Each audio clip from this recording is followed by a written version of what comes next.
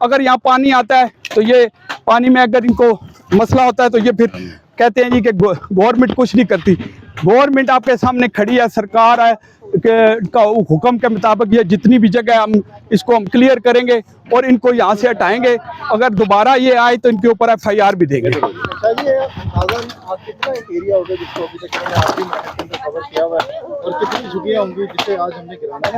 ये देखें ना आपके, हमने सबसे पहले जो शुरू किया था ये रत्ते वाली इस साइड से शुरू किया था, फिर हम पीर बधाई वाली जो लई का साथ साथ सर्विस रोड चल रहा है वो सारा हमने पीर बधाई मोड़ तक किया, फिर ख्याबान तक किया।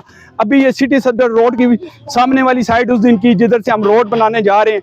अब ये उसी के बिल्कुल सामने अपोजिट ये जगह है जिसके ऊपर ये झुग्गियाँ थी, ये झुग्गियाँ भी गिराएंगे तो इंशाल्लाह हमारा बिल्कुल ज़ीरो हो जाएगा। किसी जगह भी ऐसी कोई झुग्गी या आपको ऐसा मसला नज़र नहीं आएगा। और ये भी लगे हुए हैं, ये भी खुद कर रहे हैं और ये जगह भी हम करें आपको मैं कुछ नहीं कह रहा, ये हम बता रहे हैं कि ये अभी दोबारा आप लगाएंगे तो आपके जो है ना आप लोगों को मैं FIR दे दूंगा।